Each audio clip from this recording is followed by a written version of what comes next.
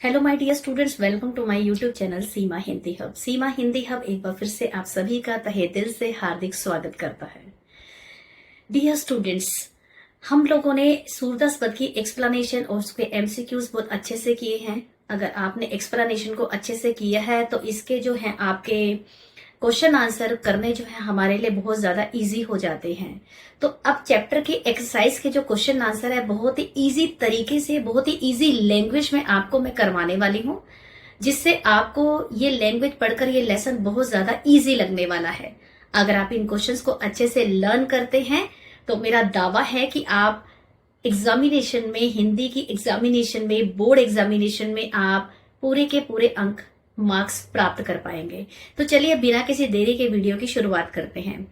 गोपियों द्वारा उद्धव को भाग्यवान कहने में क्या व्यंग निहित है? भाग्यवान, गोपियों ने उद्धव को भाग्यवान क्यों कहा? क्योंकि वो उस पर व्यंग कर रही थी। वास्तव में वो उसे भाग्यवान नहीं, भाग्यहीन कहना चाहती थी। जो कृष्ण के समक्ष तो रहते हैं लेकिन उनके प्रेम से अछूते हैं। चलिए आंसर पढ़ते हैं। गोपियों द्वारा उद्धव को भाग्यवान कहने में यह व्यंग निहित है कि उद्धव वास्तव में भाग्यवान ना होकर अति भाग्यहीन है, कि वो भाग्यशाली नहीं है, वो तो भाग्यहीन है। भाग्यहीन होता है जिसका भाग्य अच्छा नहीं होता। वे कृष्ण रूपी सौंदर्य तथा प्रेम रस के सागर के सानिध्य में रहते हुए भी उस असीम आनंद से वंचित हैं कि श्री कृष्ण के प्रेम में वो डूबे नहीं है। श्री कृष्ण के प्रेम से वो बिल्कुल अछूते हैं। वे प्रेम बंधन में बंधने एवं मन के प्रेम में अनुरक्त होने को सुखद अनुभूति से पूर्णतः अपरिचित हैं। उनका कहने का मतलब है श्री कृष्ण के प्रेम में वो बिल्कुल भी डूबे नहीं है, उनके प्रेम से बिल्कुल अछूते हैं। इसलिए गोपियों द्वारा उद्धव को भाग्यवान कहने में व्यंग निहित है। ये हमारा था पहले क्वेश्चन का आंसर। दूसरे क्वेश्चन की तरफ बढ़ते हैं। उद्धव के व्यवहार की तुलना किस किस से की गई है? हमें पता है गोपियों ने उद्धव के व्यवहार की तुलना किस किस से की है? कमल के पत्ते से की है, जो जल में रहता है लेकिन जल में डूबने से बचा रहता है। और दूसरा की है तेल की मटकी से, जिसे अगर जल में डुबो दिया जाए तो उसमें पानी की बूंद भी नहीं ठहरती। ठीक इसी प्रकार उद्धव श्री कृष्ण के पास तो रहते हैं लेकिन श्री कृष्ण के प्रेम से अछूते हैं। चलिए आंसर पढ़ते हैं। गोपियों ने उद्धव के व्यवहार की तुलना निम्नलिखित उदाहरणों से दी है। वही दो उदाहरण जो मैंने आपको बताए हैं। गोपियों ने उद्धव के व्यवहार की तुलना कमल के पत्ते से की है, जो नदी के जल में रहते हुए भी जल की ऊपरी सतह पर ही रहता है, अर्थात जल का उस पर कोई प्रभाव नहीं पड़ता। दूसरा, वह जल के बीच में रखे तेल की गागर की तरह है, जिस पर जल की एक बूंद भी नहीं टिक पाती। ठीक इसी प्रकार उद्धव पर श्री कृष्ण के प्रेम का थोड़ा सा भी असर नहीं हुआ है। तो ये थे हमारा सेकंड क्वेश्चन का आंसर। तीसरा है, गोपियों ने किन किन उदाहरणों के माध्यम से उद्धव को उल्हाने दी है? उल्हाने का मतलब होता है उनको टोंटिंग की है, उन पर व्यंग किया है। वही आ जाएगा आंसर। गोपियों ने कमल के पत्ते और तेल की गागर के माध्यम से उद्धव को उल्हाने दिए हैं। उनका कहना है कि वे श्री कृष्ण के साथ रहते हुए भी उनकी प्रेम रूपी नदी में उतरे ही नहीं, अर्थात प्रेम स्वरूप श्री कृष्ण के पास रहकर भी वे उनके प्रेम से पूरी तरह अछूते हैं। तो ये थे आपके फर्स्ट, सेकंड और थर्ड क्वेश्चन। नंबर फोर्थ की तरफ बढ़ते हैं। चलिए नेक्स्ट क्वेश्चन की तरफ बढ़ते हैं। उद्धव द्वारा दिए गए योग के संदेश ने गोपियों की वीर्य अग्नि में घी का काम कैसे किया? मतलब उद्धव जो योग का संदेश गोपियों के लिए लेकर आए, वह उनके लिए उनकी वीर्य अग्नि में घी का काम कैसे किया?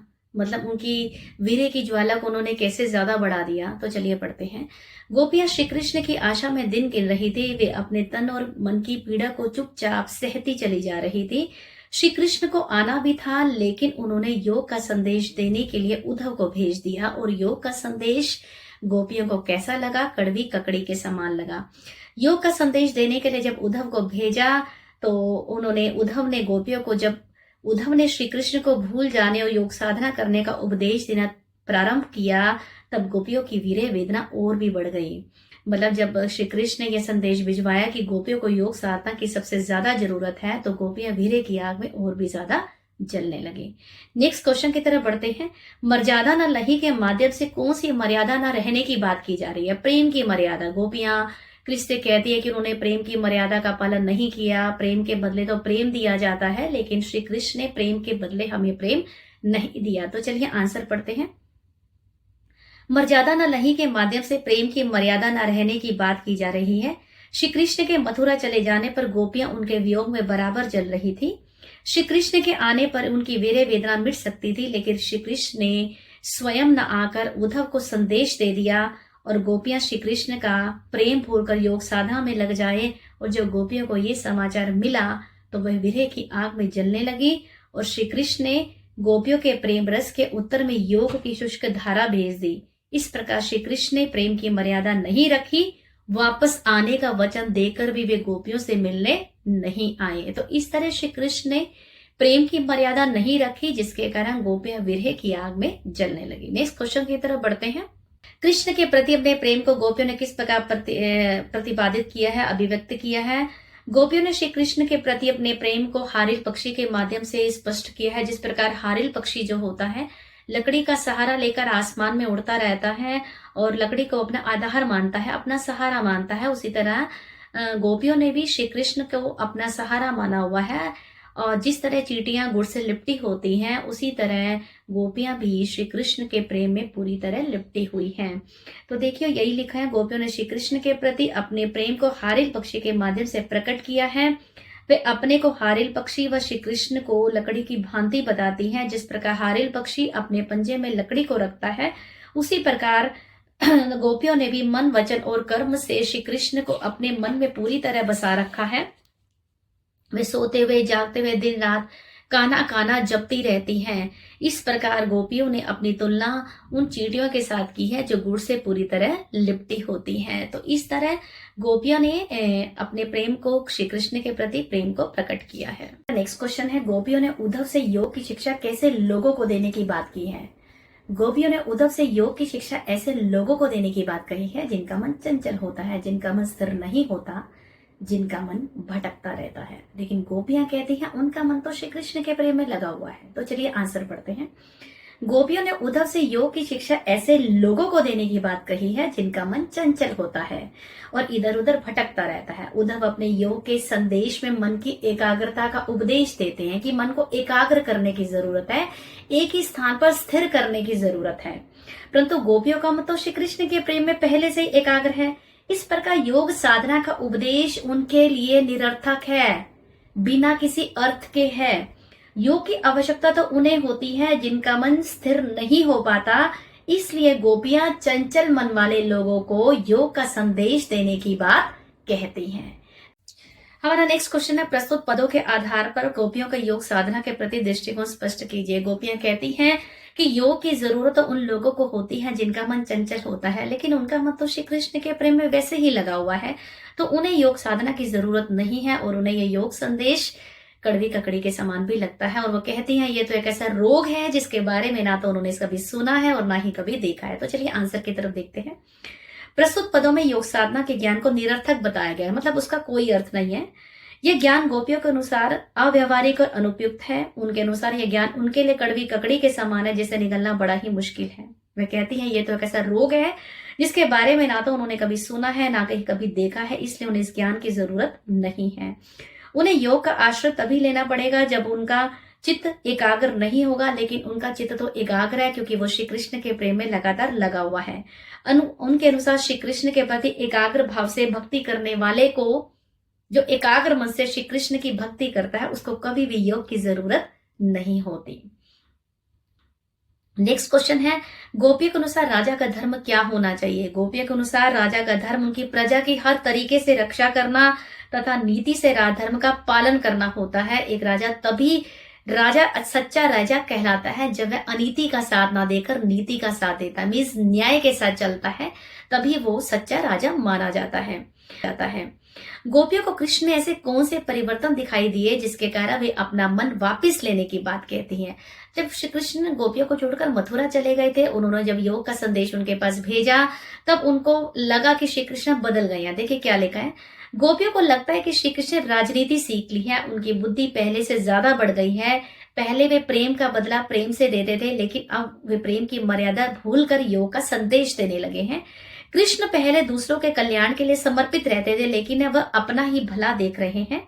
उन्होंने पहले दूसरों को अन्याय से मुक्ति दिलवाई थी, लेकिन अब वह अपना स्वार्थ साध रहे हैं। श्री कृष्ण ने गोपियों से मिलने की बजाय योग की शिक्षा देने के लिए उद्धव को के पास भेज दिया। श्री कृष्ण में आए इन्हीं परिवर्तनों को देखकर श्री कृष्ण से गोपियां सॉरी उद्धव से गोपियां अपना मन वापस लेने की बात कहती हैं।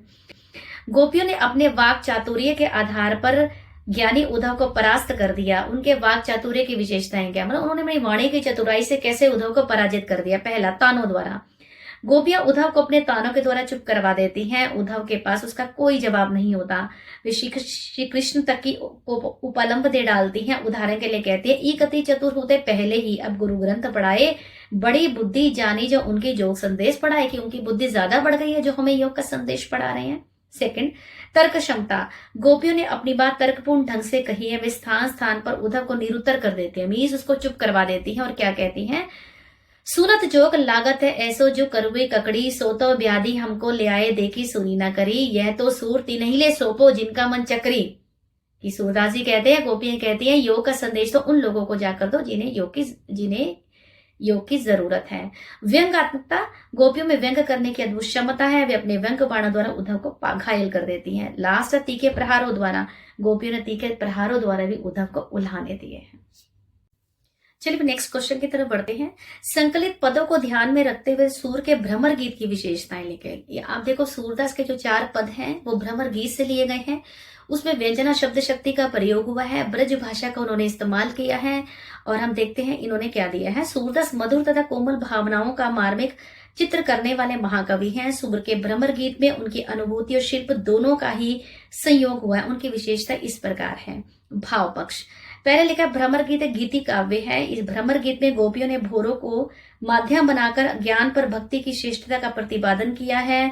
और भ्रमर गीत में सूरदास ने विरह के समस्त भावों की अभिव्यक्ति की है। वीर वेदना को दिखाया है, जो गोपियों की वीर वेदना है उनको दिखाया गया है। सेकंड है कला पक्ष। भ्रमर गीत का कला पक्ष बहुत ही सशक्त और प्रभावशाली और मनमोहक है। तीसरा है भाषा शैली। उन्होंने भ्रमर गीत में शुद्ध साहित्यिक ब्रजभाषा का प्रयोग किया है।